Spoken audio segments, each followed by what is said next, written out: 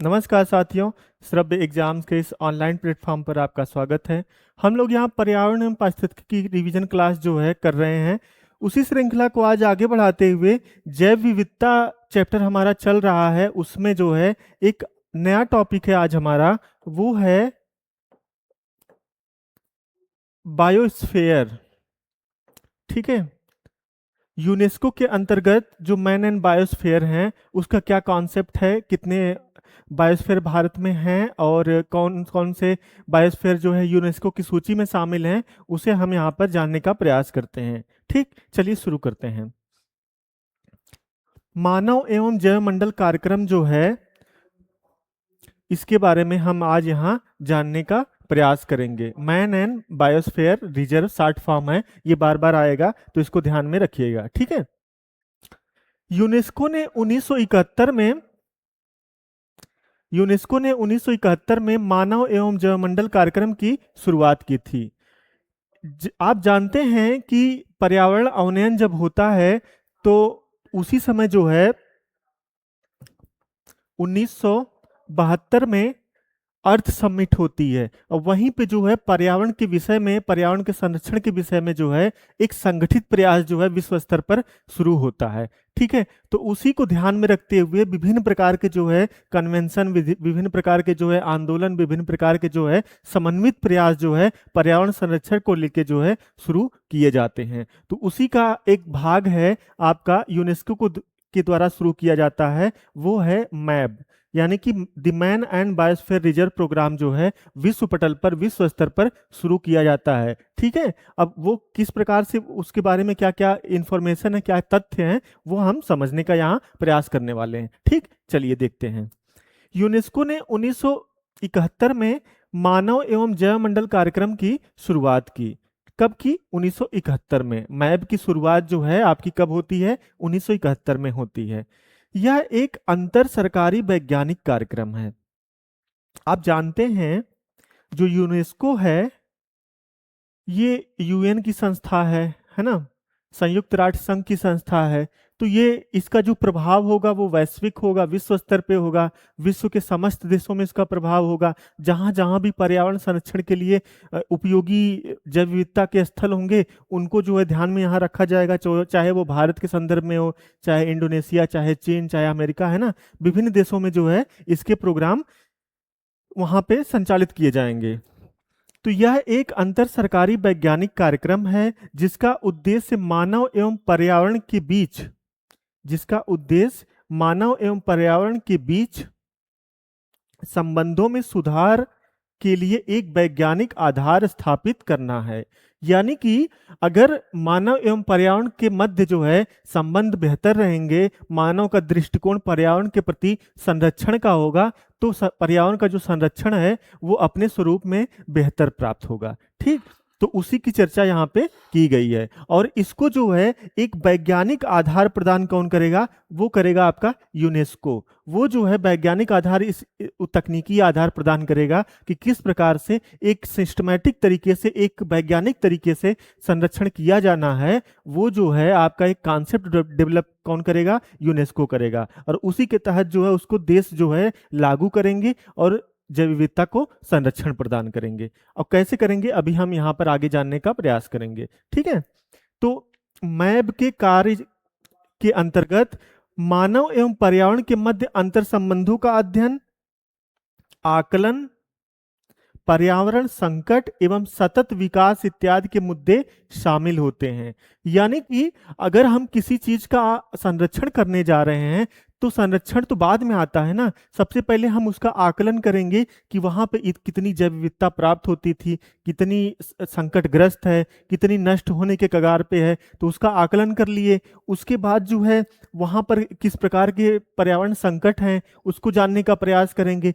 तत्पश्चात हम ये जानने का प्रयास करेंगे कि कौन सी ऐसी विधियां, कौन सा ऐसा सतत विकास की विधियां, यानी कि जो है ना, कि जो हमारे भावी पीढ़ियों के लिए भी उपयोगी हो, जैव विविधता जो है वो किस प्रकार से हम जो है उसको जो है आगे बढ़ाते रहें, उसको जो है आगे जो है सतत विकास क्या होता है?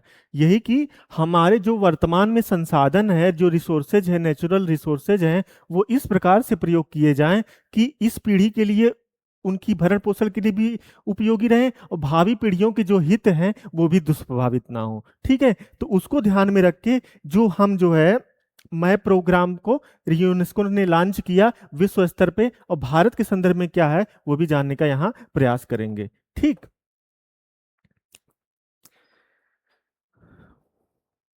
जैवमंडल आगार क्षेत्र जो है उसकी क्या कॉन्सेप्ट है उसे समझने का प्रयास करते हैं। सबसे पहले जैवमंडल आगार क्षेत्र की अवधारणा का विकास 1974-75 में यूनेस्को के मानव एवं जैवमंडल कार्यक्रम के अंतर्गत हुआ। ठीक है, हालांकि यूनेस्को ने 1971 में जो है ये अवधारणा लेके आई, लेकिन उसको क्रियान्वयन के स्तर पे जो है वो कब से शुरू हुआ? 1974-75 के आसपास से शुरू माना जाता है। ठीक, इसके अंतर्गत जो है अगर कोई क्षेत्र जैवमंडल बायोस्फीयर रिजर्व जोन क्षेत्र घोषित करना है तो उसके अंतर्गत क्या क्या चीजें होनी चाहिए उसकी चर्चा की गई है कि ये क्षेत्र प्राकृतिक एवं सांस्कृतिक भूदृश्य, नेचुरल एंड कल्चरल लैंडस्केप के प्रतिनिधि क्षेत्र हैं। इसका क्या मतलब हुआ कि वो क्षेत्र न केवल प्राकृतिक होंगे, यानी कि वहां पे केवल वन संसाधन या जीव जंतु नहीं होंगे, वो जो है हमारे कल्चरल एस्पेक्ट से, सांस्कृतिक पक्ष से भी काफी महत्वपूर्ण क्षेत्र होंगे। ठीक है, तो उसको जो है ध्यान में रखते हुए वो क्षेत्रों को शामिल किया जाएगा, और जो स्थलीय एवं सागरी भाग पर विस्तृत है, यानी कि ऐसा नहीं है कि अगर कोई बायोस्फीयर घोषित किया जा रहा है कोई क्षेत्र तो वो केवल स्थलीय या केवल जलीय नहीं होगा, वो जो है आपका जो है स्थलीय एवं जलीय सागरी का जो है सम्मिलित रूप भी हो सकता है। ठीक है, प्राकृतिक आवासों एवं उनमें पाई जाने वाली जीव जंतुओं की प्रजातियों एवं वनस्पतियों की प्रजातियों की रक्षा एवं संरक्षण प्राप्त होने के साथ साथ शोध के आधारभूत परिस्थितियां प्राप्त होती हैं।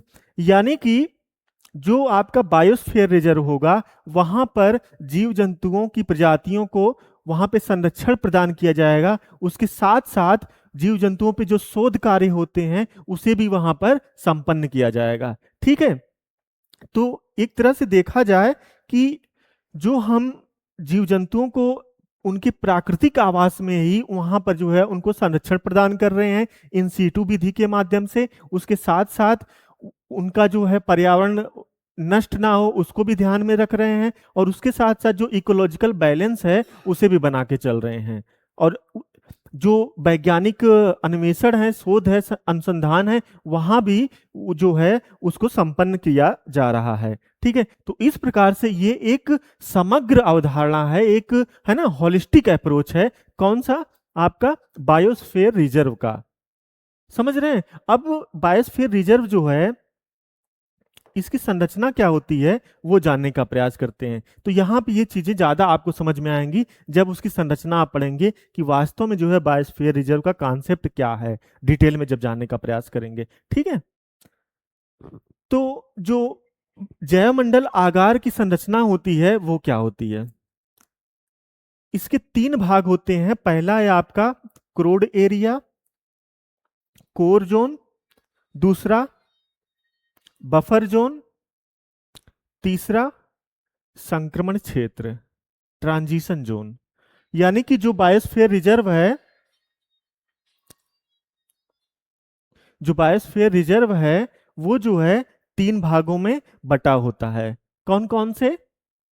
क्रोड क्षेत्र, बफर क्षेत्र और संक्रमण क्षेत्र। अब इन्हें एक एक करके देख लेते हैं, समझ लेते हैं कि ये क्या है।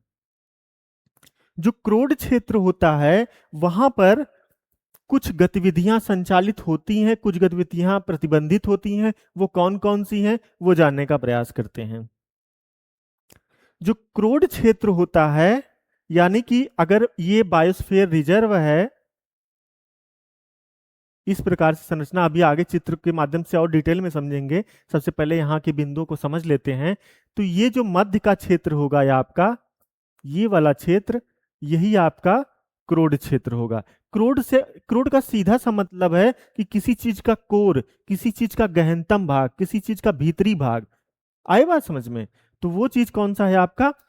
क्रोड क्षेत्र है। किसके बारे में बात हो रही है? जैव मंडल आगार के बारे में बात हो रही है। उसके 3 भाग होते हैं, है ना, क्रोड क्षेत्र, बफर क्षेत्र, संक्रमण क्षेत्र। उसमें क्रोड क्षेत्र के बारे में यहाँ पे चर्चा करने जा रहे हैं। जो क्रोड क्षेत्र होता है ये सर्वाधिक संरक्षित क्षेत्र होता है, यानी कि सबसे ज्यादा सुरक्षा, सबसे ज्यादा प्रतिबंध कहाँ पे होता है? क्रोड क्षेत्र में होता है। ठीक। क्रोड क्षेत्र को जो एग्जाम्पल के रूप में अगर हम ले सकते हैं तो वो है आपका नेशनल पार्क। अगर कोई बायोस्फीयर रिजर्व है तो वहां पर अगर उसकी क्रोड क्षेत्र जानने का प्रयास करेंगे तो जो वो ज्यादातर देखा जाता है संभवतः वो नेशनल पार्क ही होता है। ठीक। वहां पे सर्वाधिक जो है प्रतिबंध होते हैं। वहां पर केवल सरकारी कर्मचारियों एवं अधिकारियों को छोड़कर बाकी सभी का प्रवेश वर्जित होता है।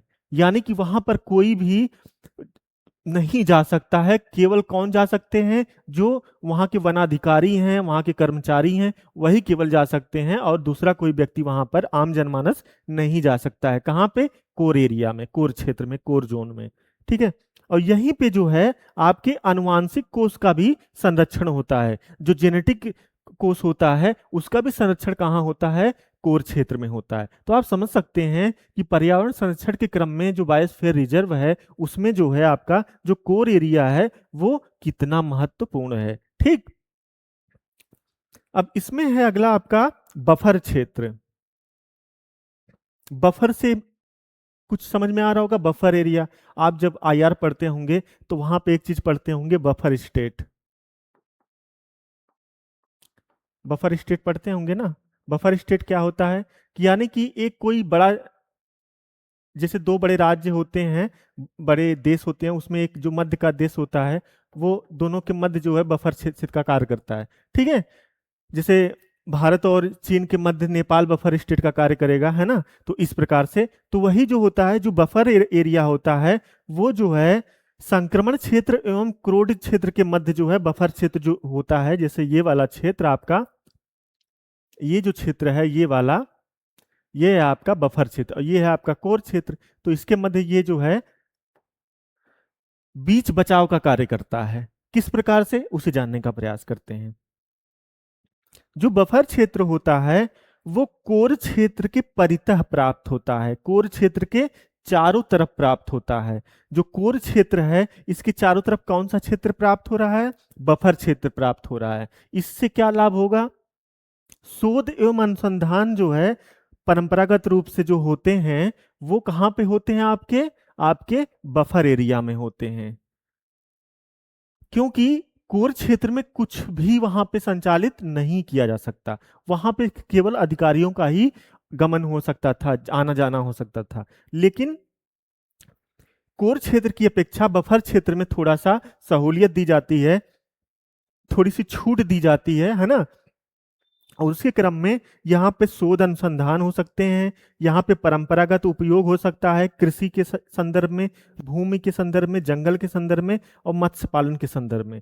यानी कि यहाँ पे परंपरागत रूप से आप जो है कृषि कर सकते हैं, मत्स्य पालन कर सकते हैं, लेकिन ऐसे किसी भी उद्योग इंडस्ट्री की स्थापना यहाँ पर नहीं की जा सकती है जो कोर एरिया में रह रहे जीव जंतुओं को, वनस्पतियों को दुष्प्रभावित करती हो। ठीक। अब अगला आता है आपका तीसरा जो इसका स्ट्रक्चर में भाग है वो है आपका ट्रांजिशन जोन। इसके अंतर्गत क्या है कि ये बफर मंडल के परितः प्राप्त होता है। यानी कि सबसे कोर में कोर क्षेत्र है, उसके बाद बफर क्षेत्र है, और बफर क्षेत्र के चारों तरफ जो फैला हुआ है वो कौन सा क्षेत्र है? आपका संक्रमण क्षेत्र है। ठीक। और जो संक्रमण क्षेत्र होता है ये अत्यधिक खुला एवं विस्तृत क्षेत्र होता है। इसका क्या मतलब हुआ कि जैसे आपने देखा इस पूरे बायोस्फीयर रिजर्व पूरा इतना बड़ा है, लेकिन इसमें कोर एरिया सिर्फ इतना बड़ा है और बफर एरिया केवल इतना बड़ा है। लेकिन आप देख रहे हैं कि ये जो आपका ट्रांजिशन जोन है ये कितना बड़ा है ना। ये काफी विस्तृत है। ठीक। और यहाँ मनोरंजन के साधनों, फसल क्षेत्र में प्रबंधित वन भूमि भी प्राप्त होती है। यानी कि यहाँ पे आप जो है, यहाँ पर टूरिज्म के तौर पे, इको टूरिज्म के तौर पे यहाँ पर आप जा सकते हैं, घूम सकते हैं, टहल सकते हैं, वहाँ के वन उत्पाद को आप ग्रहण कर सकते हैं, उनको, है ना, संरक्षित कर सकते हैं। तो इस प्रकार से जो संक्रमण क्षेत्र होता है वो जो है काफी खुला क्षेत्र होता है, वहां पे जो है अनुमति होती है लोगों के आवागमन के लिए, आने जाने के लिए। तो ये हमने जाना कि जैवमंडल की संरचना के बारे में, बायोस्फीयर की संरचना के बारे में, कि वो तीन भागों में बटा होता है: क्रोड क्षेत्र, बफर क्षेत्र, संक्रमण क्षेत्र। और उसमें कहाँ पे प्रतिबंध होता है, कहाँ पे कम प्रतिबंध होता है, और कहाँ पे न्यूनतम प्रतिबंध होता है। समझ में आ गया? आगे चलते हैं। ये है आपका एक सिंबॉलिक रूप में चित्र जो है किसी बायोस्फीयर रिजर्व का, बायोस्फीयर रिजर्व की संरचना का। तो आप देख रहे होंगे कि ये जो है आपका कोर एरिया है, ये कोर एरिया है आपका। ठीक, यहाँ पे स्टिक प्रोटेक्शन, मतलब एकदम कठिन जो है, वहां पे जो है संरक्षण प्रदान किया जाता है। ठीक है, यहाँ पे कितने जीव जंतु रह रहे हैं, इनको कोई डिस्टरबेंस यहाँ पे नहीं किया जाता है। और यहाँ पे देख रहे हैं आपको, इनके अलावा और कोई दिखाई भी नहीं दे रहा, कोई मानव नहीं दिखाई दे रहा है।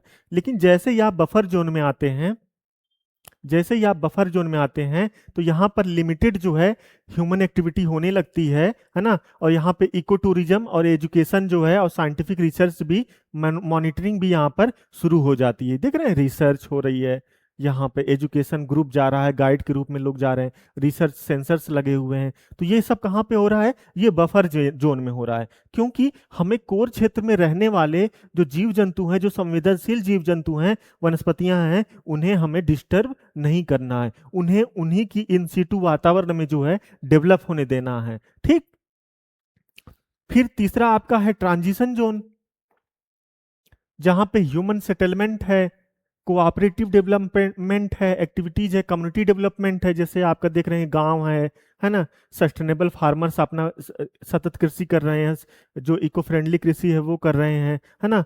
फिर आपका देख रहे हैं यहाँ पे स्मॉल कम्युनिटीज, छोटे छोटे समुदाय के लोग रह रहे हैं। ठीक है, तो ये जो क्षेत्र है आपका, ये ट्रांजिशन जोन है। लेकिन ट्रांजिशन जोन में भी आप देखेंगे कि वहां पर जो है, जो कृषि क्षेत्र होते हैं, जो है ना, जो यहाँ पे सस्टेनेबल फार्मर्स हैं, वो जो है अपनी कृषि फसलों में, ये नहीं कि वहां पे जो है भयानक स्तर पे जो है कीटनाशकों का प्रयोग करेंगे, है ना, उर्वरकों का प्रयोग करेंगे, ऐसा नहीं है। क्योंकि वहां से हो सकता है फिर खाद्य श्रृंखला के माध्यम से चीजें या कोर एरिया में पहुंच जाएं और वहां उसको डिस्टर्ब करें, तो ऐसी भी चीजें वहां पर प्राप्त नहीं होती हैं। ठीक है, तो यहाँ पे सस्टेनेबल कृषि की जाती है। तो ये हमने ओवरऑल देख लिया कि किस प्रकार से बायोस्फीयर की क्या संरचना होती है, वो हमने यहाँ पर समझने का प्रयास किया। ठीक, आगे चलते हैं। भारत में जैवमंडल आगार क्षेत्र, अभी तक तो हमने ये कॉन्सेप्ट जानने का प्रयास किया कि वास्तव में जो है जैवमंडल क्षेत्र होते क्या हैं, उनकी संरचना क्या होती है। और ये जैवमंडल का कॉन्सेप्ट कहाँ से आया? यूनेस्को से आया। 1974-75 में जो है ये चीजें इंट्रोड्यूस हुई बृहद स्तर पे। ठीक, तो इतना चीजें हमारी यहाँ पे क्लियर हो चुकी हैं। अब इसको भारत के संदर्भ में देखते हैं, भारत में कौन कौन से बायोस्फीयर रिजर्व हैं, है ना, और कौन कौन से यूनेस्को की सूची में शामिल हैं, वो जानने का प्रयास करते हैं। भारत में जैवमंडल आगार क्षेत्र कौन कौन से हैं, देखते हैं। भारत में जैवमंडल आगार कार्यक्रम 1986 में शुरू किया गया। कब शुरू किया गया? 1986 में। इसके अंतर्गत जैव विविधता के संरक्षण के लिए संरक्षित क्षेत्रों का नेटवर्क तैयार किया गया, है ना। कि यानी कि जो भारत में संरक्षण का कार्यक्रम शुरू किया गया वो 1986 में शुरू किया गया, और विभिन्न जो बायोस्फीयर रिजर्व हैं उनका डेवलपमेंट, उनका विकास कार्य शुरू किया गया। कैसे? भारत में वर्तमान में जुलाई 2026 में कुल 18 बायोस्फीयर रिजर्व अभी वर्तमान में हैं। कितने हैं? 18, जिसमें 13 जो है यूनेस्को की मैब सूची में है। मैब क्या है? मैंने बताया था ना, मैन एंड बायोस्फीयर रिजर्व। जो मैप सूची है वो यूनेस्को की सूची है, काफी विशिष्ट सूची है, क्योंकि वहां पे जो बायोस्फीयर रिजर्व हैं वो काफी महत्वपूर्ण हैं, है ना। अगर कोई भी बायोस्फीयर रिजर्व यूनेस्को की सूची में शामिल हो जाता है तो वो एक प्रतिष्ठा का प्रश्न होता है। समझ रहे हैं?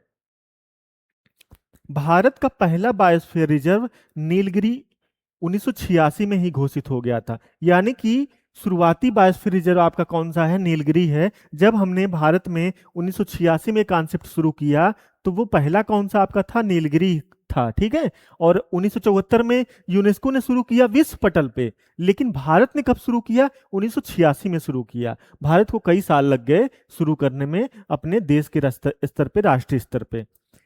अभी जो 13वां जो यूनेस्को की सूची में शामिल हुआ है वो कौन सा है?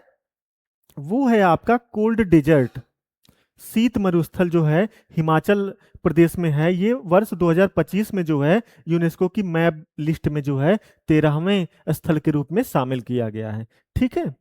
ये करंट अफेयर की दृष्टि से काफी महत्वपूर्ण हो जाता है। भारत में जीव जंतुओं के संरक्षण के लिए किए जा रहे प्रयास क्या क्या हैं, उसे जानने का प्रयास करते हैं। भारत में विलुप्ति के कगार पर पहुंच चुके जीवों की प्रजातियों को बचाने के लिए 1973 में जो है विभिन्न स्तर पर प्रयास शुरू किए गए थे। ठीक है। तो आप जान रहे हैं जब 1972 में अर्थ समिट होती है, पूरे विश्व पटल पे वैश्विक जो चिंतन शुरू होता है पर्यावरण के संरक्षण को लेके, तो वहीं पे चीजें जो है इस तरह की संस्थान, इस तरह की संस्थाएं डेवलप होना शुरू हो जाती हैं। ठीक है। तो इसलिए 1972 का दशक 1900 वो जो है वो काफी महत्वपूर्ण है पर्यावरण संरक्षण की दृष्टि से और संस्थाओं के निर्माण की दृष्टि से। तो यहाँ पे हमने देख लिया भारत के संदर्भ में, भारत में जैवमंडल आगार क्षेत्र कितने हैं और भारत में जो है कितने मैप सूची में शामिल हैं, उसे भी हमने यहाँ पर जानने का प्रयास किया। आगे देखते हैं। अब जो भारत में 18 बायोस्फीयर रिजर्व हैं टोटल, उसे हम मैप के माध्यम से जान लेते हैं, देख लेते हैं। ठीक है। तो मैप के माध्यम से देखने का यह मतलब होता है कि आपको एक तो उनकी लोकेशन, उनकी अवस्थिति पता हो जाती है और आपके दिमाग में एक छवि बन जाती है, विजुअल बन जाता है, जिससे चीजें थोड़ी स्थायी हो जाती हैं। ठीक है। आप इमेजिन कर पाते हैं। जो आपका शीत मरुस्थल है, यानी कि जो हिमाचल प्रदेश वाला क्षेत्र है, वो आपका देखिए यहां पर है ना, कोल्ड डेजर्ट। फिर उसके बाद आपका ये है आपका नंदा देवी उत्तराखंड में। फिर सिक्किम में है आपका कंचनजंगा, और असम में है आपका मानस। अरुणाचल प्रदेश में है आपका दिहांग दिबांग। दिहांग दिबांग जानते हैं, यहाँ पे दिहांग दिबांग नदियां हैं, है ना, तो उसके नाम से आप यहाँ पे याद कर सकते हैं। फिर यहीं असम में ही आपका है डिब्रू सैखोवा। फिर मेघालय में है आपका नौक्रेक। फिर पश्चिम बंगाल में है आपका सुंदरवन। फिर उड़ीसा में है आपका सिमलीपाल। फिर मध्य प्रदेश में है, मध्य प्रदेश छत्तीसगढ़ के लगभग लगभग बॉर्डर पे पड़ जाता है, अचनकमार अमरकंटक है आपका। फिर आंध्रा में है आपका शेषाचलम, आंध्र प्रदेश में, है ना। फिर तमिलनाडु में है आपका मन्नार की खाड़ी का सबसे बड़ा बायोस्फीयर रिजर्व है। फिर केरल में है आपका अगस्त्य मलाई, ये काफी महत्वपूर्ण है, यूनेस्को की सूची में भी शामिल है। और नीलगिरी आप जानते ही हैं पहला आपका बायोस्फीयर रिजर्व है ना, कितना महत्वपूर्ण है। फिर गुजरात में है आपका कच्छ का रण, जो है काफी महत्वपूर्ण है। ठीक है। तो फिर यहीं पे मध्य प्रदेश में ही यह आपका है, लगभग मध्य प्रदेश छत्तीसगढ़ के बॉर्डर पे है पंचमढ़ी। और यही मध्य प्रदेश में ही आपका पन्ना भी है। ठीक है। और ग्रेट निकोबार जो है अंडमान और निकोबार द्वीप समूह में अवस्थित है।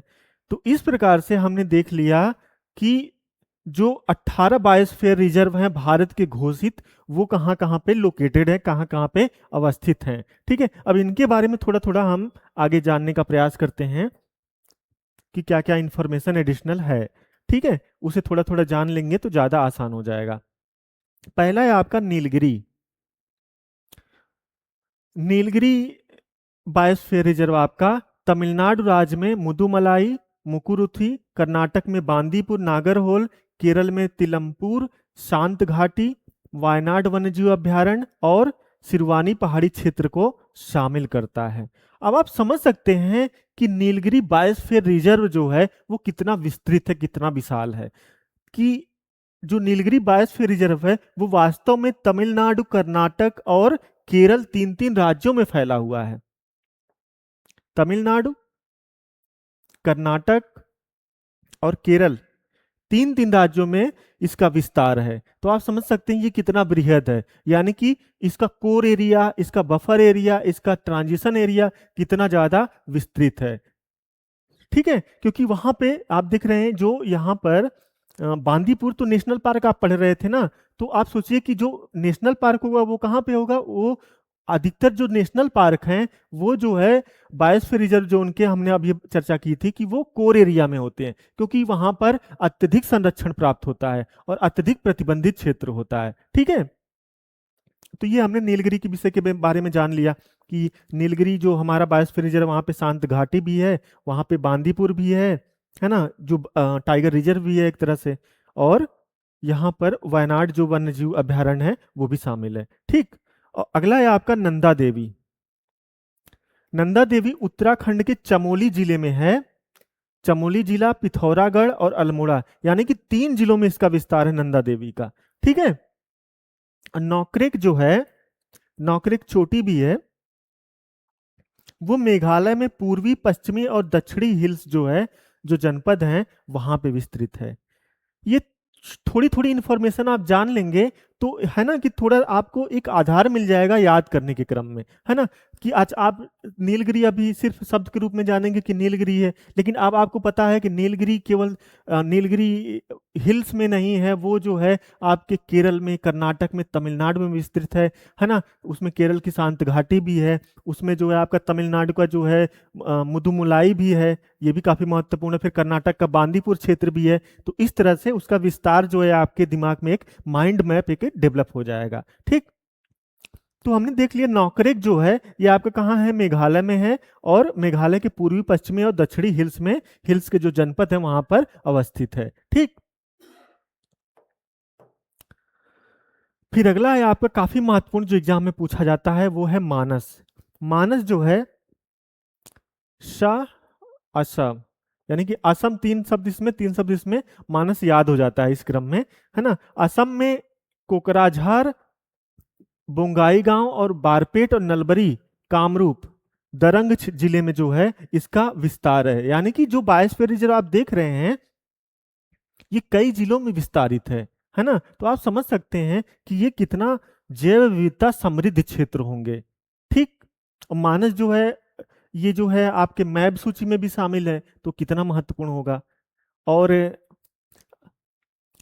ये जो है इंफॉर्मेशन आपकी मानस के संदर्भ में यहाँ पर हो जाती है।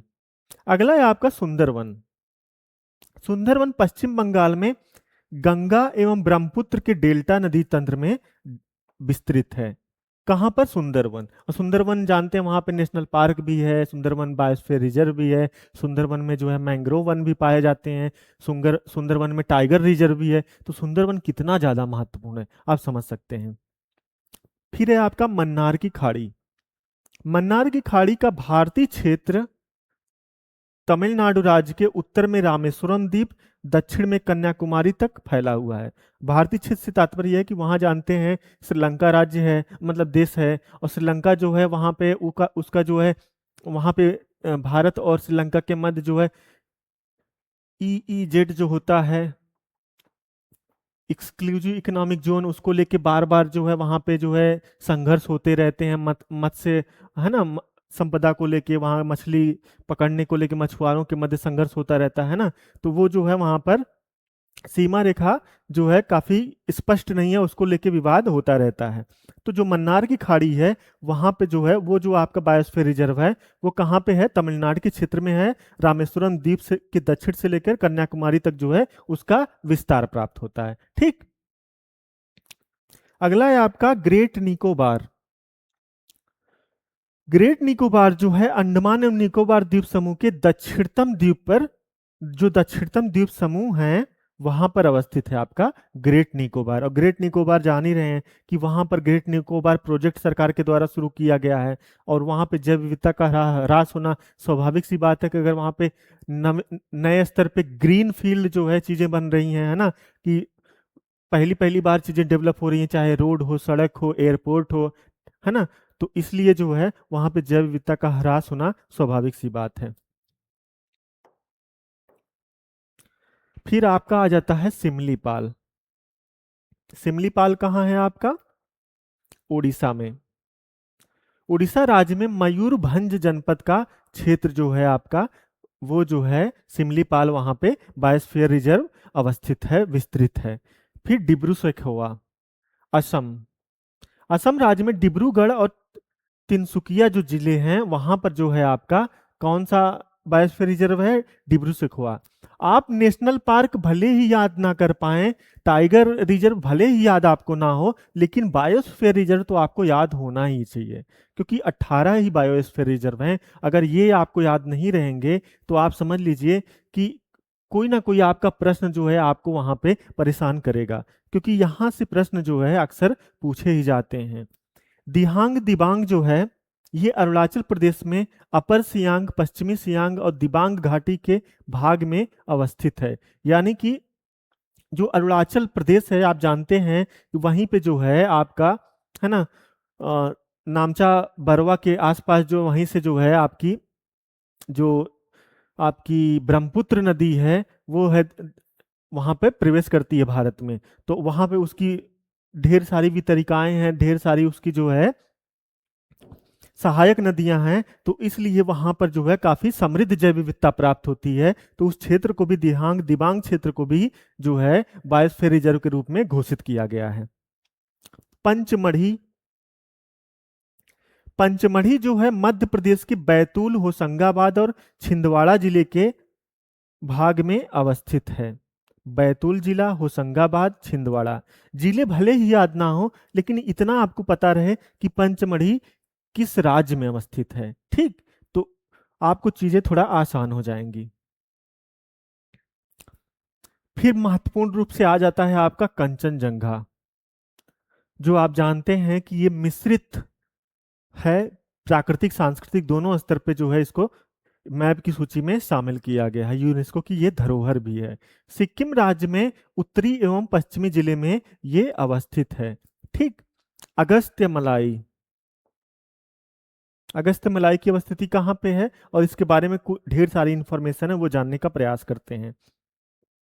अगस्त्य मलाई जो है तमिलनाडु में तिरुनेलवेली और कन्याकुमारी जिले के भाग तथा केरल में तिरुवनंतपुरम, यानी कि अगस्त्य मलाई तमिलनाडु में भी है और केरल में भी है। कोल्लम, पत्तनटिम्मा जिले, पत्तन पत्तनमतिट्टा जिले का भाग इसके अंतर्गत नेयार, पेप्पारा वन्यजीव अभ्यारण्य तथा कलाकड मुंदथुरई बाघ रिजर्व भी शामिल है। यानी कि अगस्त मलाई, जिससे नीलगिरी आपका जो है तीन तीन राज्यों में विस्तृत था, ठीक उसी प्रकार जो है आपका अगस्त मलाई भी दो दो राज्यों में विस्तृत है ना। और ये जानते हैं आप, ये पश्चिमी घाट के क्षेत्र हैं, तो कितने महत्वपूर्ण होंगे, कितनी ज्यादा जैव विविधता यहाँ होगी, कितनी ज्यादा स्थानिकता वनस्पतियों जीव जंतुओं की यहाँ पे होगी, है ना। तो उस लिहाज से काफी महत्वपूर्ण क्षेत्र है। अगला है आपका अचानकमार या अमरकंटक बायोस्फीयर रिजर्व। ये मध्य प्रदेश के अनूपपुर और डिंडोरी जिले व छत्तीसगढ़ के बिलासपुर जिले में अवस्थित है। कौन सा आपका? अचानकमार अमरकंटक का क्षेत्र। और आप जानते हैं अमरकंटक से कितनी नदियां निकलती हैं, कितना महत्वपूर्ण क्षेत्र है ना। वो जो है जल विभाजक का भी कार्य करता है। फिर आगे आपका कच्छ। कच्छ क्षेत्र गुजरात में अवस्थित है। राजकोट, सुरेंद्रनगर और पाटन जिले यहाँ इसके भाग के रूप में जाने जाते हैं। फिर सबसे महत्वपूर्ण फिर आपका आ जाता है करंट की दृष्टि से, जो 2025 में शामिल हुआ यूनेस्को की मैप सूची में, वो है आपका कोल्ड डेजर्ट या शीत मरुस्थल। हिमाचल में पिन घाटी। पिन घाटी का नाम आपको याद होना चाहिए, ये काफी चर्चा में रहा है। पिन घाटी राष्ट्रीय उद्यान यहाँ पे है, नेशनल पार्क। अगर ये नेशनल पार्क है तो निश्चित तौर पे ये जो है इस बायोस्फीयर रिजर्व के कोर में शामिल होगा। उसके चारों ओर का क्षेत्र और चंद्रताल, सरचू और किब्बर वन्यजीव अभ्यारण्य भी यहाँ पर अवस्थित हैं, प्राप्त होते हैं। किसके भाग हैं ये शीत मरुस्थल के भाग हैं जो हिमाचल प्रदेश में अवस्थित है। फिर शेषाचलम। शेषाचलम बायोस्फीयर रिजर्व जो है आंध्र प्रदेश में चित्तूर एवं कडप्पा जिले के आसपास का भाग पूर्वी घाट में शेषाचलम पहाड़ी के रूप में अवस्थित है। और आपको अब याद आ रहा होगा शेषाचलम से कि जो है ना, जो पुष्पा मूवी है उसमें जो अल्लू अर्जुन है वो उसकी पूरी कहानी जो है पुष्पा मूवी की वो शेषाचलम से ही संबंधित है, क्योंकि वहां पे जो लाल चंदन के बन पाए जाते हैं, जो रेड सैंडर्स है वो वहीं पे पाए जाते हैं। और यहाँ पे जो जो लाल चंदन है उससे यूपीएससी में या दूसरे एग्जाम में प्रश्न भी पूछे गए हैं। तो जो आप देखते हैं कि जो वहां पर लाल चंदन की कटाई होती है, जंगलों में जाके लोग वन काटते हैं, तो वो किसकी कहानी है, किस बायोस्फीयर रिजर्व की, वो आपके शेषाचलम की ही कहानी पे आधारित है वो मूवी। ठीक। फिर अगला है आपका पन्ना। पन्ना जो है मध्य प्रदेश में पन्ना और छतरपुर जिले में अवस्थित है ना। मध्य प्रदेश में जो है आप देख रहे हैं कि जिस प्रकार से हमने जब वन के बारे में पढ़ा था कि मध्य प्रदेश में सर्वाधिक जो है वन क्षेत्र प्राप्त होते हैं, तो उसी प्रकार से आप देख रहे हैं कि अगर वन क्षेत्र है फिर जैव विविधता है, तो उसी लिहाज से जो संरक्षण के क्रम में जो बायोस्फीयर रिजर्व का कॉन्सेप्ट है वहां भी आप देखेंगे कि पन्ना है आपका, अचन कमार है ना। तो कितने ज्यादा बायोस्फीयर रिजर्व भी मध्य प्रदेश में प्राप्त होते हैं। जब आप अभी हम आगे टाइगर रिजर्व जब पढ़ेंगे तो वहां पे देखेंगे कि वहां टाइगर रिजर्व भी काफी महत्वपूर्ण रूप से प्राप्त होते हैं। अब देख लेते हैं कि जो विश्व जैव मंडलागार नेटवर्क में मैप सूची में जो यूनेस्को की शामिल है, भारत के कौन कौन से स्थल शामिल हैं, भारत के कौन कौन से बायोस्फीयर रिजर्व शामिल हैं, उनकी लिस्ट देख लेते हैं। ठीक है, तो ये अलग से लिस्ट में देख लेंगे तो थोड़ा आसानी हो जाएगी हमें याद करने के क्रम में, नोट्स बनाने के क्रम में। ठीक। तो पहला है आपका नीलगिरी। ये जो वर्ष दिया गया है ये वर्ष जो है भारत में शामिल नहीं, भारत में शामिल करने के क्रम में नहीं है। ये जो वर्ष है ये यूनेस्को की मैप सूची में शामिल करने के क्रम में है। ठीक है। नीलगिरी तो आप जानते हैं कि ये 1986 में ही जो है भारत में घोषित किया गया था, जो है आपका बायोस्फीयर रिजर्व। लेकिन यूनेस्को की सूची में ये कब शामिल होता है, सन 2000 में मैप सूची में। ठीक है। और मन्नार की खाड़ी का जो है ये 2001 में शामिल किया गया था। और एक अभी एक नया ट्रेंड हुआ है प्रश्न पूछने का कि पूछ लेते हैं कि निम्नलिखित में से कौन जो है, ये सन दे देंगे और आगे जो है आपके नाम दे देंगे बायोस्फीयर रिजर्व के जो मैप सूची में शामिल हैं। तो इनमें से उनको मिलान के क्रम में दे देते हैं कि मिलाइए कि कौन किस वर्ष में शामिल किया गया था। तो यहाँ पे जो है काफी कठिन, काफी फैक्चुअल प्रश्न हो जाता है। अगर ये आपके जो आपको जो 13 दिए गए हैं यहाँ पे, 13वां शायद नहीं है, 13वां अभी हमने चर्चा ही किया करंट अफेयर के दृष्टिकोण से कि जो कोल्ड रिजल्ट है वो 13वां है ना, वो 2025 में है, तो उसको याद कर लीजिएगा। तो ये जो 13 है तो ये जो है आपको याद होने चाहिए डेट वाइज भी, है ना। जो उनका वर्ष है वो भी अगर आपको याद रहेगा तो थोड़ा आसानी हो जाएगी आपको जो है प्रश्न हल करने के क्रम में। सुंदरवन देख रहे हैं, सुंदरवन 2001 में शामिल किया गया था। नंदा देवी आपका 2004 में, नौकरेक मेघालय में जो है 2009 में, पन्ना आपका मध्य प्रदेश में है 2020 में, पंचमढ़ी आपका 2009 में, सिमलीपाल उड़ीसा में है 2009 में, अचान कमार अमरकंटक 2012 में, ग्रेट निकोबार 2013 में, अगस्त मलाय जयमंडलागार 2016 में, और कंचनजंगा जयमंडलागार 2018 में, और आपका 13वां कोल्ड डेजर्ट 2025 में। ठीक। तो इस प्रकार से 13 के 13 आपको कंठस्थ हो जाने चाहिए कि कब ये शामिल किए गए हैं मैप सूची में और कौन कौन से हैं। ठीक। 18 में से कौन कौन से 13 हैं वो आपको यहाँ पर समझ में आ गया होगा। अब यहाँ से हमारा जो है यूनेस्को के मैप सूची में, यूनेस्को का जो कॉन्सेप्ट आया मैप सूची को लेके वो 1974-75 में आता है ना। और 1986 में जो है भारत में कॉन्सेप्ट आता है बायोस्फीयर रिजर्व का, और पहला कौन सा था, नीलगिरी।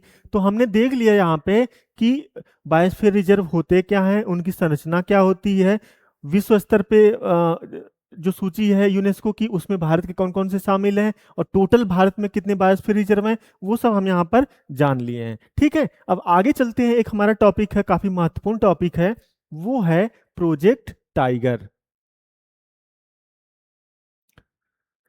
जो जीव जंतु वनस्पतियों के संरक्षण के क्रम में जो विधियां इन सीटू इन सीटू थी, उसको जो है और हम सरकारी प्रयासों में और विस्तार देने के क्रम में ये चीज होती है कि हम जो है एक एक जीव और एक एक जो है वनस्पति को ध्यान में रख के जो है हम वैयक्तिक रूप से प्रयास करना शुरू कर देते हैं। ठीक है, तो उसके क्रम में जो है आपका पहला जो प्रोजेक्ट आता है वो आता है आपका प्रोजेक्ट टाइगर।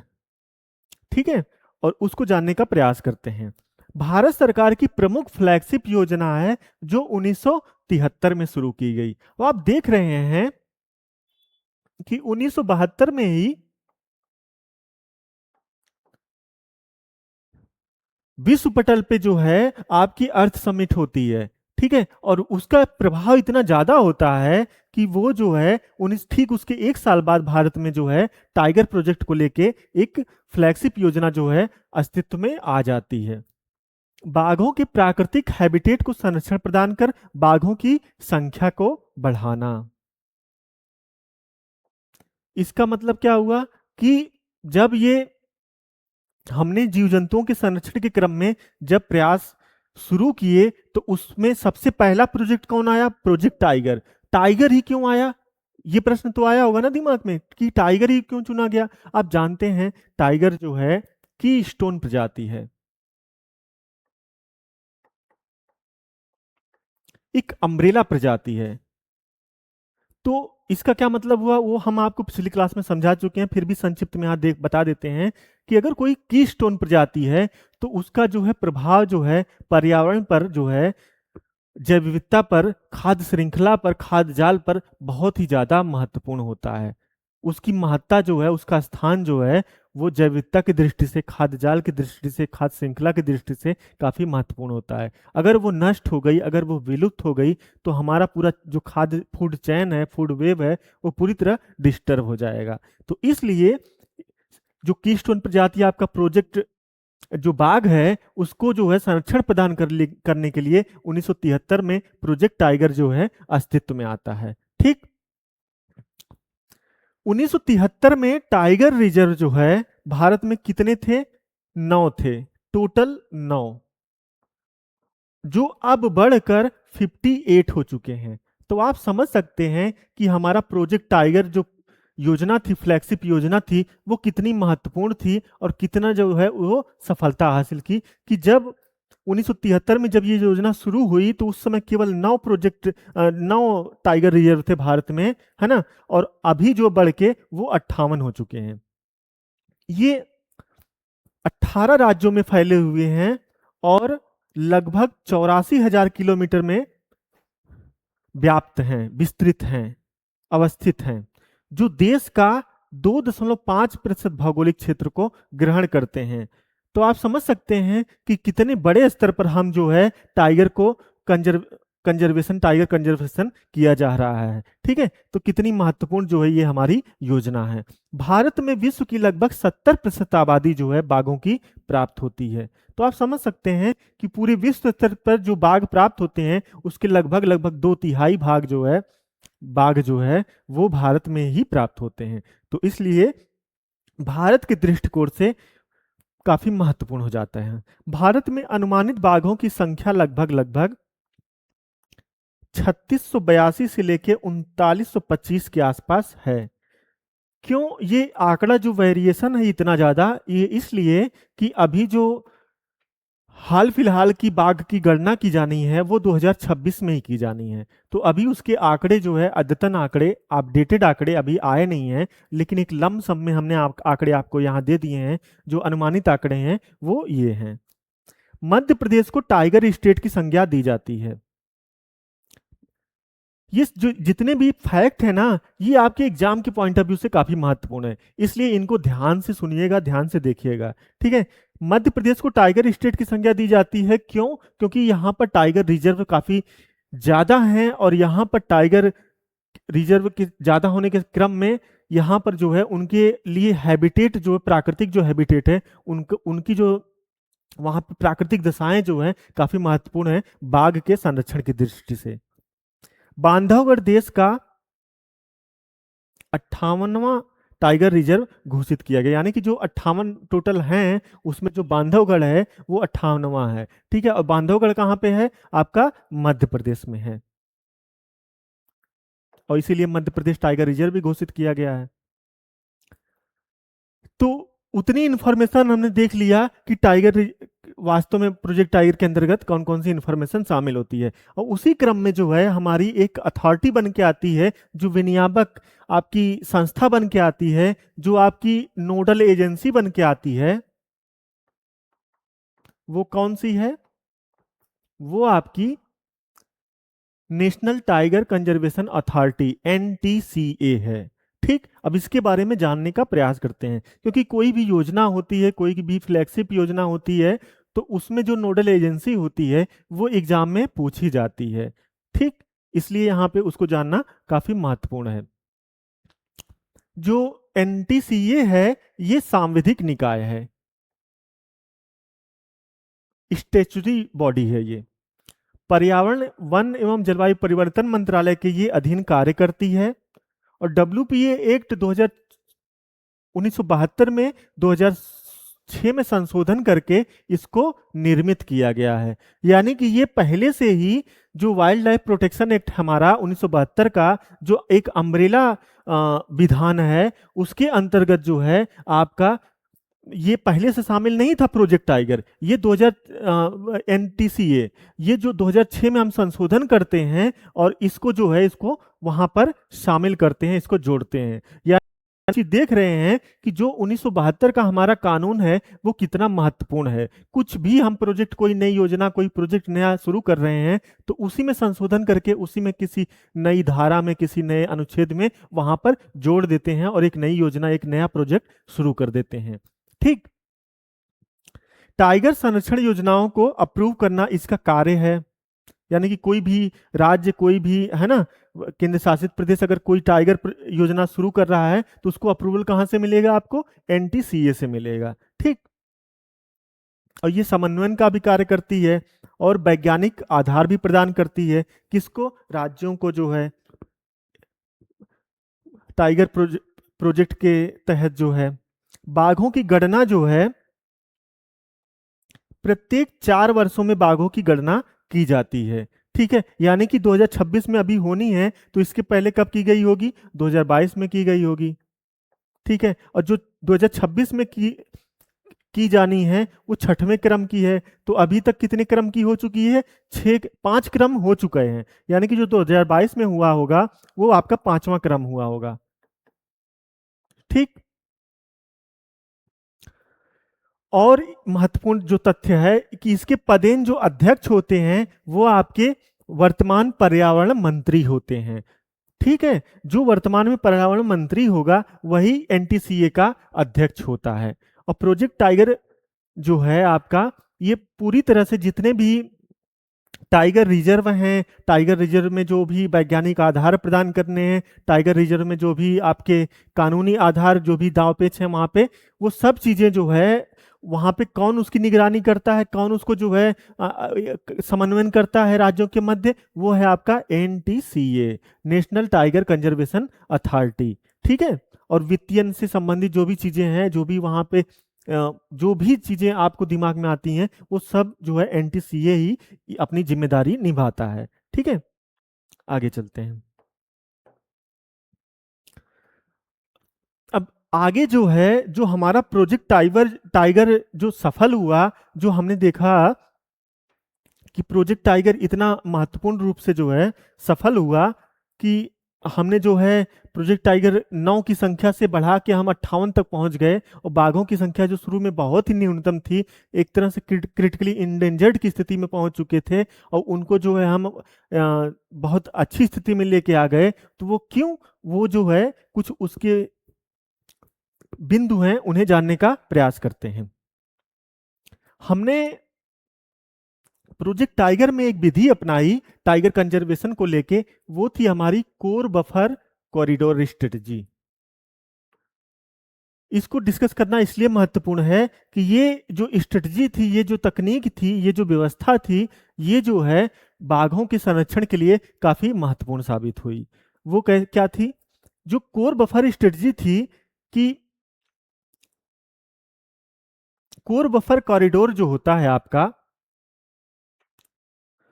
रणनीतिक बाघों के लिए एक सुरक्षित, बड़ा और आपस में जुड़ा हुआ भौगोलिक परिदृश्य प्रदान करता है। आप जानते हैं कि जो बाघ है वो शिकारी जीव है, वो शिकार पे निर्भर करता है, वो मांसाहारी है, वो सर्वाहारी नहीं है, साग सब्जी नहीं खाता है, वो केवल मांस का भक्षण करता है। और मांस के भक्षण के क्रम में वो जो है उसको एक विस्तृत क्षेत्र चाहिए होता है शिकार के लिए। और विस्तार के क्रम में ही भारत भूमि पे अगर आप उसको एक छोटी सी भूमि पे परिबद्ध कर देंगे, छोटी सी भूमि में उसको बांध देंगे, है ना, चार दीवारी में बांध देंगे, तो वो कैसे अपने अस्तित्व को प्राप्त करेगा, कैसे अपने शिकार को प्राप्त करेगा, कैसे उसका भोजन भरण पोषण कैसे होगा? इसीलिए ये जो आपका एक स्ट्रेटजी आती है कोर बफर कॉरिडोर की, ये जो है काफी महत्वपूर्ण हो जाती है। और अगर किसी एक राज्य में अगर टाइगर रिजर्व घोषित किया जा रहा है टाइगर के संरक्षण के लिए, तो उससे संलग्न कोई और क्षेत्र है, तो वहां भी वो दूसरे राज्य में भले ही हो, लेकिन जो जीव जंतु हैं वो राज्यों का कॉन्सेप्ट थोड़ी जानते हैं। अपने विचरण के क्रम में, घूमने के क्रम में, शिकार करने के क्रम में वो तो स्वच्छंद होकर अपना विचरण करते हैं, शिकार करते हैं, अपना भोजन करते हैं। तो उसी के क्रम में जो है हम क्या करते हैं कि हम जो है उनके अगर कोई दृश्य भूमि है, कोई स्थल है, कोई प्राकृतिक स्थल है, कोई सांस्कृतिक स्थल है, तो उसको जो है इतना विस्तार प्रदान करते हैं, उसको कोऑर्डिनेशन के माध्यम से राज्यों के मध्य कि जो है बाघ चाहे कितना भी विस्तृत क्षेत्र में जाए, अपना विचरण करे, घूमे टहले, है ना, शिकार करे, तो उसको कोई असुविधा ना हो। तो इसके कारण क्या हुआ, इसका परिणाम ये हुआ कि जो बाघों की संख्या है वो भारत में बढ़ती है, और बाघ जो है विश्व पटल पे लगभग 70% बाघ जो है भारत में प्राप्त होने लगते हैं। ठीक, तो ये जो स्ट्रेटजी जो है, इसलिए जो प्रोजेक्ट टाइगर है उसकी सफलता में काफी महत्वपूर्ण हो जाती है। और इसी क्रम में एक एप्लीकेशन के माध्यम से जो हमारा जो है एनटीसीए जो है वो निगरानी करती है बाघों की, वो एप्लीकेशन होता है आपका एम स्ट्रिप। जैसे बाघों की गणना के लिए उनके पदचिन्ह के अनुसार जो है पहले गणना की जाती थी कि ये पदचिन्ह, और जो बाघों के पदचिन्ह होते हैं वो डिफरेंट होते हैं। एक बाघ का पदचिन्ह अलग होगा, दूसरे का अलग होगा। एक बाघ के ऊपर जो धारियां प्राप्त होती हैं वो अलग होती हैं, दूसरे बाघ के ऊपर प्राप्त धारियां अलग होती हैं। तो इस प्रकार से उनमें विभेदन किया जाता है, अंतर किया जाता है।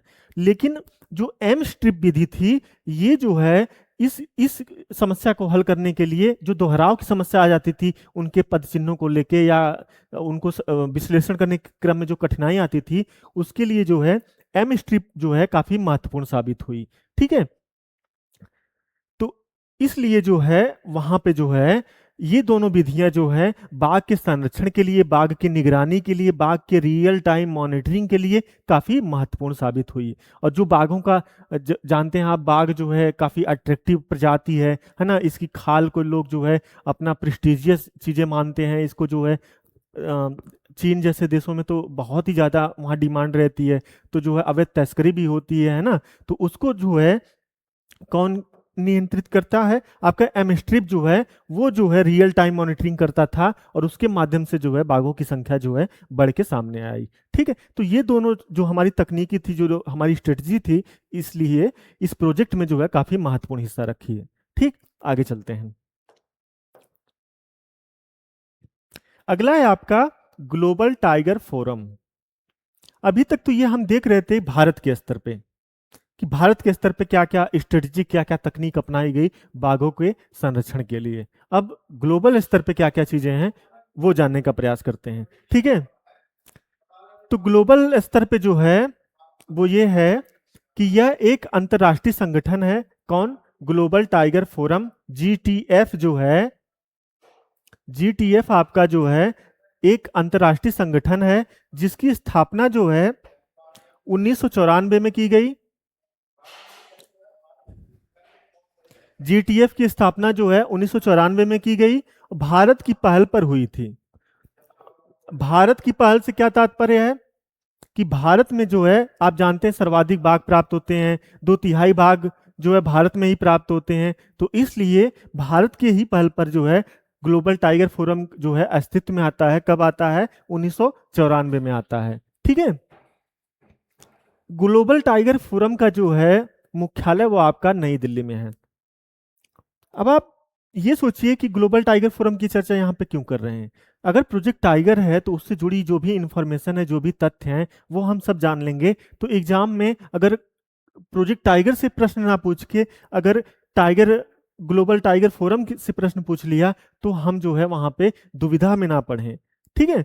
तो वहां समस्या में हम ना आए, और जो है यहाँ से अगर कोई प्रश्न आता है तो वो भी हमारे एग्जाम के पॉइंट ऑफ व्यू से काफी महत्वपूर्ण हो जाता है। अब वो चीजें हमें पता होनी चाहिए। ठीक है। जो टाइगर रेंज के 13 देश हैं उनके मध्य कोऑर्डिनेशन कौन करता है? आपका जीटीएफ करती है, ग्लोबल टाइगर फोरम करती है। टाइगर आप जानते हैं कि वो केवल जो है भारत में ही नहीं प्राप्त होता, वो बांग्लादेश में भी प्राप्त होता है। भारत से संलग्न जो भूटान है, नेपाल है, वहां भी कुछ कुछ प्राप्त होते हैं। तो इसलिए जो है आपके ग्लोबल टाइगर फोरम काफी महत्वपूर्ण हो जाती है।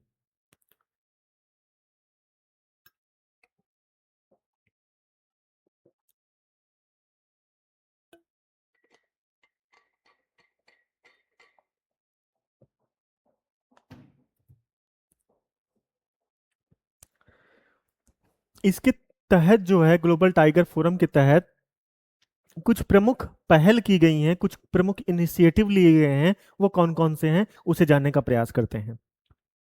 पहला है आपका cats, conservation assured tiger standard. इसका क्या मतलब हुआ? कैट्स का क्या मतलब हुआ कि यानी कि जो हम राज्य के स्तर पे, देश के स्तर पे जो टाइगर कंजर्वेशन के लिए जो हम नेशनल टाइगर पार्क बना रहे हैं ना, जो टाइगर प्रोजेक्ट टाइगर के तहत जो भी हम टाइगर रिजर्व बना रहे हैं, तो उनका एक कोई मानक होना चाहिए ना, कोई एक स्टैंडर्ड होना चाहिए ना। तो वो कौन डिसाइड करेगा? आपका वो वैश्विक मानक जो है आपका ग्लोबल टाइगर फोरम डिसाइड करेगा। ठीक है, कैट्स के तहत। क्लियर हो गया? ग्लोबल टाइगर रिकवरी प्रोग्राम था जो किसके द्वारा लॉन्च किया गया था? वो भी आपका ग्लोबल टाइगर फोरम के द्वारा लॉन्च किया गया था। और इसका एक लक्ष्य था 2022 तक जो है बाघों की संख्या को दोगुना करना, जो लगभग लगभग प्राप्त कर लिया गया। ठीक है। तो ये जो लक्ष्य था 2022 तक बाघों की संख्या को दोगुना करना, वो भी लक्ष्य जो है आपका जीटीएफ का ही भाग था। ठीक है। इसके द्वारा ही ये पहल की गई थी वैश्विक स्तर पे, और इसने ही अंतर्राष्ट्रीय टाइगर डे जो है 29 जुलाई को मनाया जाना चाहिए, जो अभी अभी बीता है कुछ दिनों पहले, तो वो भी इसी के द्वारा ये पहल की गई थी। 29 जुलाई को जो है 29 जुलाई को हम कौन सा दिवस मनाते हैं? वर्ल्ड टाइगर डे मनाते हैं। ठीक है। तो ये भी वन लाइनर के रूप में प्रश्न पूछ सकता है कि जो है अंतर्राष्ट्रीय टाइगर डे कब है? तो वो आपका कब है? 29 जुलाई को है। ठीक है। अब इसी से जुड़ा हुआ, इसी से संलग्न एक और तथ्य आ जाता है हमारा, चाहे वो आप करंट समझें, चाहे वो अपडेटेड अद्यतन चीजें समझें। वो है आपका IBCA, international big cat alliance. ये क्या चीज है? अगर प्रोजेक्ट टाइगर से प्रश्न नहीं आया तो मे भी हो सकता है जीटीएफ से आ जाए, अगर उससे भी नहीं आया तो हो सकता है IBCA से आ जाए। तो इसलिए हम जो है इससे जुड़े जितने भी तथ्य हैं, जितने भी कॉन्सेप्ट हैं, सब कुछ समझने का यहाँ प्रयास कर रहे हैं। ठीक है। IBCA के बारे में जानते हैं। भारत द्वारा आरंभ एक वैश्विक पहल है। आप देख रहे हैं कि जितनी भी इनिशिएटिव लिए जा रहे हैं इस संदर्भ में, टाइगर के संदर्भ में या बिग कैट के संदर्भ में, वो जो है भारत के द्वारा ही लिए जा रहे हैं। ठीक है। दुनिया की बड़ी बिल्लियों को संरक्षण प्रदान करना। बड़ी बिल्लियां मतलब जो टाइगर है वो जो है, जो बिल्ली की प्रजाति होती है उसी की प्रजाति का है। और उसमें सिर्फ टाइगर ही नहीं, और भी कई जानवर शामिल होते हैं, वो अभी हम आगे देखने का प्रयास करेंगे। इनमें से 27 से इसमें 27 से अधिक देश शामिल हैं वैश्विक स्तर पे। आप देख रहे थे, अभी हमने देखा कि जो 13 तो टाइगर रेंज के देश हैं, और उसमें से जो है विश्व स्तर पर जो बिल्लियों की 8 प्रजातियां प्राप्त होती हैं, उसमें से 95 ऐसे देश हैं जहां पर बिल्लियों की 8 प्रजातियों में से कोई ना कोई प्रजाति जरूर प्राप्त होती है। यानी कि इस जो global international big cat alliance है, इसका सदस्य बनने के लिए विश्व स्तर पर 95 देश सदस्य बनने योग्य हैं, जिसमें से केवल जो है 27 जो है अभी देश शामिल हैं जुलाई 2026 तक। ठीक है, और 95 देशों को भी आमंत्रण भेजा गया है, धीरे धीरे वो लोग शामिल होंगे। ठीक है, 9 अप्रैल 2023 को प्रोजेक्ट टाइगर के 50 वर्ष पूर्ण होने पर मैसूर में जो है इस संस्था को लॉन्च किया जाता है, इस संगठन को लॉन्च किया जाता है। किसको? इंटरनेशनल बिग कैट अलायंस को। हमारे प्रधानमंत्री जी द्वारा जो है मैसूर में जो है प्रोजेक्ट टाइगर के 50 वर्ष पूर्ण होने पर इस संस्थान को लॉन्च किया जाता है। ठीक है, और इसका मुख्यालय कहां पर है? दिल्ली में ही है, नई दिल्ली में। आईबीसीए के अंतर्गत जो 7 बिग कैट संरक्षण है, वो कौन कौन से जो 7 बिग कैट्स, तो उन्हें जान लेते हैं। पहला है आपका बाघ, दूसरा शेर जो गिर वन क्षेत्र में पाया जाता है, तेंदुआ, हिम तेंदुआ स्नो लिपार्ड, चीता, जगुआर और पियोमा। इसमें से 2 जो है बिग कैट में से 5 भारत में प्राप्त होती हैं, लेकिन 2 भारत में प्राप्त नहीं होती हैं। वो कौन सी हैं? वो है जगुआर और पियोमा। ये दोनों बिग कैट की प्रजातियां भारत में नहीं प्राप्त होती हैं। बाकी सारी की सारी जो है, चीता नहीं प्राप्त होता था, विलुप्त हो चुका था, लेकिन कूनो नेशनल पार्क में आप जानते हैं उसको फिर से इंट्रोड्यूस कराया गया है भारत के वातावरण में, भारत के प्राकृतिक वातावरण में। तो भारत में 5 प्राप्त होते हैं, लेकिन 2 प्राप्त नहीं होते हैं। तो इस तरह से हमने देखा कि इंटरनेशनल बिग कैट अलायंस जो है प्रोजेक्ट टाइगर के 50 वर्ष पूर्ण होने पे जो है लॉन्च किया गया, और जो है इसमें 27 देश शामिल हैं, 95 देश इसके सदस्य बनने योग्य हैं। ठीक है, तो इतनी इंफॉर्मेशन जो है यहाँ पर हमने इसके बारे में जानने का प्रयास किया। ठीक है, तो इस प्रकार से हमने आज जो है प्रोजेक्ट टाइगर के बारे में जाना, उससे संबंधित जो भी संस्थान थे, महत्वपूर्ण संस्थान थे, उनको जाना। ठीक है, और मैन एंड बायोस्फीयर रिजर्व के बारे में जाना, भारत में कितने हैं, विश्व स्तर पर इसकी शुरुआत कब से हुई, और यूनेस्को की सूची में कौन कौन से भारत के शामिल हैं, मैं जो बायोस्फीयर रिजर्व हैं, उसको जानने का प्रयास किया। ठीक है, उम्मीद करते हैं ये चीज़ें आपको समझ में आई होंगी। ठीक है, तो आप लोग जो है प्लीज़ रिक्वेस्ट है आपसे, ज़्यादा से ज़्यादा वीडियो को शेयर करें, साझा करें, चैनल को सब्सक्राइब करें। ठीक है, धन्यवाद।